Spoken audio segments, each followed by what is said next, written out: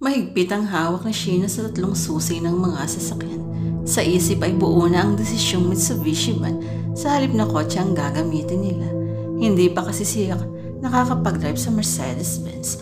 Sabi noon ng kanilang milyonaryang kaklase, may pagkakaiba raw ito kaysa sa karaniwang kotse lamang. Lalong lumakas ang tahip ng kanilang dibdib nang palabas na sila ng bahay. Lumingalinga muna at nang matiyak na walang ibang tao ay patakbong tinungo nila ang garahe.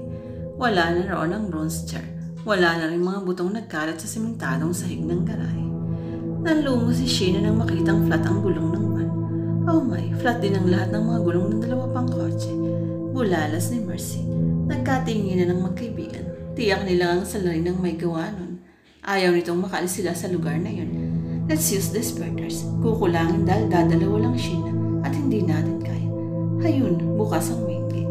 Ani Mercy at walang sabi-sabihin nila na sa braso ang napatulala pa rin kaibigan. Walang lingon likod na lumabas ng gitang magkaibigan. Hindi na nila tinapunan ng tingin pa ang mga nakahandusay sa loob ng guardhouse. Hindi pa sila gano'ng nakalalayo nang nalingon nilang may sumusunod sa kanila. Galing din sa loob ng bukawara ng mansyon. Namukhaan agad ni Mercy ang lalaki dahil sa pangit na figura nito. Oh God, si Adolfo yan. Gimbal na sigaw ni Mercy. Sinong Adolfo? Si Adolfo Monte Carlo. Siya ang nakita ko nun sa teleskopyo. Siya pala ang salarin. Takbo Sheena. Takot na takot ang magkaibigan. Takbo, lakad, takbo ang kanilang ginawa. Tinangkang lumingon ni Sheena. Nakita niyang may biglang sumulpot na isang old model ng Pajero sa likuran ni Adolfo. Mabilis ang pagpapatakbo ng driver. Agad na nalampasan ng lalaki. Nabuhayan ang loob ng dalaga. May magliligtas na kasi na mula sa kamay ni Adolfo. Dahil hapong-hapong na, huminto na lamang sila para hintayin ang paparating na sasakyan. Muling-muling na nung balik ang takot niya sa dibdib nang mapagsino ang nagmamaneho. Si Levi Monte Carlo. Na automatikong tumakbo ulit ang magkaibigan. Mas mabilis kaysa dati. Pabilis naman ang pabilis ang takbo ng sasakyan at sila ang tinutumbok nito. Nang matiyak ni Mercy na sasagasaan sila, bigla siyang huminto at niyakak ang kaibigan sabay nagpatihulog sa kanal. Hindi magawang bumangon ni Sheena dahil sa pagkakadagan sa kanya ng kaibigan. Gustong mawala ng malay niya sa sobrang sakit ng likod na tumama sa bato-batuhing kanal. Mercy, hinawi niya ang katawan ng kaibigan. Namagla siya nang makitang walang malay tao ito. Duguan ang noong tumama sa nakausling bato. Nakita niyang huminto sa di kalayo ng Pajero. Umibig si Levi, nakasuot ng puting polo na sinakluban ng itim na coat at itim na slacks na tinernuhan ng itim na sapatos. Gwapo at makisig. Sa biglang tingin ay isang kagalang-galang nilang pero isang lobo pala na nag-aanyong tuka. Sindak ang dalaga nang makitang may bitbit na shotgun si Levi. Hinihimas-himas ang pasa sa mukha. Ngising demonyo habang papalapit sa kanilang kinaroroohan. It's not my time yet. 2008 mga yun. At ayon sa pag-aanalisa ni Mercy, taong 2016 para ako mamamatay. Pangangalo niya sa sarili.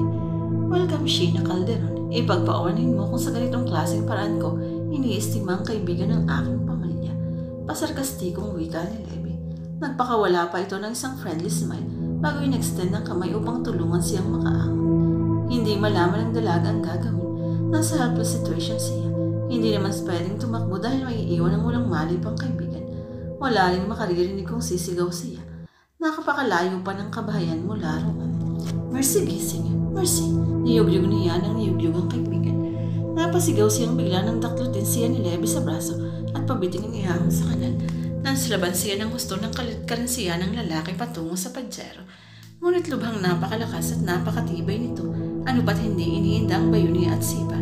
Yan ang gusto ko sa babae. Palaban. Muling gumisi ang lalaki pero biglang napahiyaw nang tumama sa mukha niyang kalmot ng dalaga. Sa galit sinikmuraan nito si Sheena. Napasigaw sa sakit ang dalaga. Sapo ng isang kamay ang tingin. Bigla siyang nangina. Wala na siyang magawa ng sablit niyang siyang isakay ng lalaki sa sasakyan nito. Pero bago pa makasakay si Levi sa driver's seat, dumating na si Adolfo. Humahangos. Galit na galit. Marami itong pasa sa mukha. Tama si Mercy. Distorted nga ang figura nito pero masigit na maayos naman ang itsura nito kaysa kay Frankenstein. Tumapo sa mukha ni Levi ang malaking kamao ni Adolfo. Parang saging tinibag ang una. Balandra ito sa lupa ngunit hindi pa rin nabitiwan ang hawak-hawak na shotgun. Nang makabawi ay agad ikinasa ang baril at itinumang ito kay Adolfo. Isang putok ang umalingaw. Napatilig si Sheena. Kitang-kita niyang pagkawasak ng bungo ni Adolfo. Pagkatapos ay nangingisi ang katawang pasuray-suray ng lakad bago ito bumagsak sa lupa.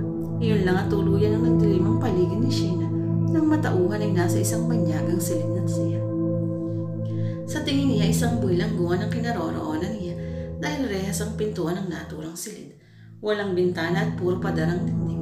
Wala rin kagamit-gamit, maliban sa lumat mabahong single bed na kanyang hinihigaan. Madilim dahil mababa lang ang wattage ng ilaw ng naturang silid. Pinakaramdaman muna niya ang sarili. Nang matiyak na hindi siya pagsamantalahan, dahan-dahan siyang bumangon. Napangiwi pa siya nang kumirot ang kanyang likod. Nasa puling niyang masakit pang sikmurang tinamaan ng suntok ni Levy. Sheena, nagulat ang dalaga. Hindi siya nag-iisa. Aling Sonia, bakit ka naririto? Anang dalaga. Nasa isang sulok ang babae. Nakalupa sa isa simento. Gulo ang buhok. Maraming pasa sa mukha at mga braso. Dahan-dahan itong tumayo. Paika-ikang lumapit at naupo sa gilid ng kama katabi ni Sheena. Hindi na ako nakauwi kahapon sa bahay. Tinambangan ako ng 2 tao at sapilitang dinala rito. Kinuha sa akin ni Levy ang mga susi ng gate at ng mansyon. Kaya pala nakapasok sila Adolfo sa bakuran namin. Pero bakit sila nag-away? Bakit pinatay ni Levy ang half-brother niya? Halang na talaga ang kaluluwa ni Levy. Nagtagumpay si Rodrigo na lasunin ang isip niya. Pati ako ay papatayin niya. Masunod lang ang utos ng kanyang ama. Nangilid ang luha ng babae. Teka, nakala ko ba'y patay na si Don Rodrigo? Naglihim ako. Buhay pa hanggang ngayon ang demonyong yun. Nahalinhalang galit ang kanina'y takot sa mukha ng babae. Sa pagitan ng pag-ikbi ay nilahad ni Sonia ang lahat ng kanyang nalalaman. Hinintay lang daw ni Rodrigo na ipanganak ni Adelfa si Adolfo. Bago niya pinatay ang asawa, chinap-chap muna ang katawan ni Adelfa bago inilibing sa likod ng wilya. Ngunit ilang buwan lang ay hinukay na ito. Isinilid sa tansong banga, nilagyan ng formalin bago tinakpan. Posible kayang panaghoy at ang white lady na sinasabi ni Mercy ay ang hindi matahimik na kaluluwa ni Adelfa sa loob ng bronze jar. At ironin kaya ang nakikita niyang anino o para sa mga matang laging nagpaparamdam sa kanya. Nagsagawa ng isang ritual si Rodrigo bago nagpakawala ng isang sumpa. Sumpa ng malalabgim na kamatayan ng pamilya Calderon. May sindak sa boses na sanya. Ritual, pangkukulam, pigil hininga si Sheena. Tama nga ba si Marty sa inana nitong curse item ang bronze jar? Sobra pa sa pangkukulam. Naging satanista si Rodrigo matapos yun ay sinoloy na niyang tansong banga sa lolo mo na nagsimulang maganap ang sumpa. 13 araw pagkatapos may sauli ang banga ay naaksidente na matay ang lolo mo. Umilap ang mga mata ni Sonia. Isa-isang tinitigan ang mga nakaguhit sa pader. Noon lang napansin ni Sheena. Kahit hindi siya masyadong familiar sa occultism, tiyak na yung mga satanic symbol lahat ang mga nakaguhit doon.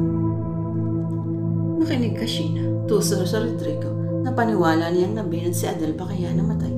At palagay ko nagawan din niya ng parang hadlangan ang mga gustong bumili ng asyenda. Gusto niyang matiyak na makakapunta ka rito para may isa katuparan ng maitim niyang balak. Papatayin ka nila. Narinig kong sinabi niyang iaali ka sa kanilang Panginoon. Kailangang makatakas ka rito. Nag-hysterical na si Sam. Tumayo at tinungong rehas na pintuan. Nang makitang nakalakang kandado ay nalulumong bumalik ito sa pagkakaupo sa kama. Bakit ako lang? Paano ka? At bakit ang dami mong alam sa mga Monte Carlo? Nahihiwagahang tanong ng dalaga. Ipinagtapat lahat yun sa akin ni Rodrigo noong pinagsamantalahan niya ako. Anak namin si Levy. Nagitla ang dalaga. At si Adolfo, ang kawawang Adolfo, minaltrato siya ni Rodrigo hanggang sa lumaki dahil anak ito ni na Adelfa at Marcelo. Bombay yun sa pandinig ni Sheena. Sa makatwid, half-brother ng daddy niya si Adolfo at tiyuhin niya ito. Oh God, oh my God, gustong takasan ng katinoan ng dalaga.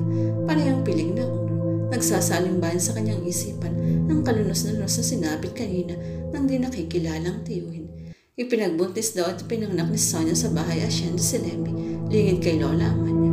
Taunan lang kasi kung umuwi ang matanda at matagal ang 3 araw na paglalagi nito siya Senda Calderon.